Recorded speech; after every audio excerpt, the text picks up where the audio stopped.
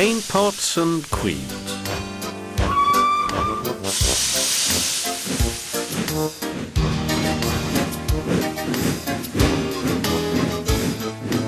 The stations on the line were being painted. The engines were surprised. "The Queen is coming," said the painters. The engines in their shed were excited and wondered who would pull the royal train. "I'm too old to pull important trains," said Edward sadly. "I'm in disgrace," Gordon said gloomily. "The Fat Controller would never choose me." "He'll choose me, of course," boasted James the Red Engine. "You?" Henry snorted. "You can't climb hills. He will ask me to pull it, and I'll have a new coat of paint. You wait and see." The days passed. Henry puffed about proudly, quite sure that he would be the royal engine. One day when it rained, his driver and fireman stretched a tarpaulin from the cab to the tender to keep themselves dry. Henry puffed into the big station. A painter was climbing a ladder above the line. Henry's smoke puffed upwards. It was thick and black.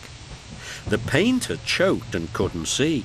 He missed his footing on the ladder, dropped his paint pot, and fell plop onto Henry's tarpaulin. The paint poured over Henry's boiler and trickled down each side. The paint pot perched on his dome. The painter clambered down and shook his brush at Henry. "You spoil my clean paint with your dirty smoke," he said, "and then you take the whole lot and make me go and fetch some more." He stumped crossly away. The Fat Controller pushed through the crowd. "You look like an ice cake, Henry," he said. "That won't do for the royal train. I must make other arrangements." He walked over to the yard. Gordon and Thomas saw him coming and both began to speak. "Please, sir." "One at a time," smiled the Fat Controller. "Yes, Gordon." "May Thomas have his branch line again?" Said the Fat Controller. "Well, Thomas?" "Please, sir, can Gordon pull coaches now?" The Fat Controller pondered. "You've both been quite good lately, and you deserve a treat. When the Queen comes, Edward will go in front and clear the line. Thomas will look after the coaches, and Gordon will pull the train." "Oh, sir," said the engines happily. The great day came. Percy, Toby, Henry and James worked hard, bringing people to the town. Thomas sorted all their coaches in the yard. "Peep, peep, peep, they're coming." Edward steamed in, looking smart with flags and bright paint. 2 minutes passed. 5, 7, 10. Poop, poop. Everyone knew that whistle, and a mighty cheer went up as the Queen's train glided into the station. Gordon was spotless, and his brass shone. Like Edward, he was decorated with flags, but on his buffer beam he proudly carried the royal arms.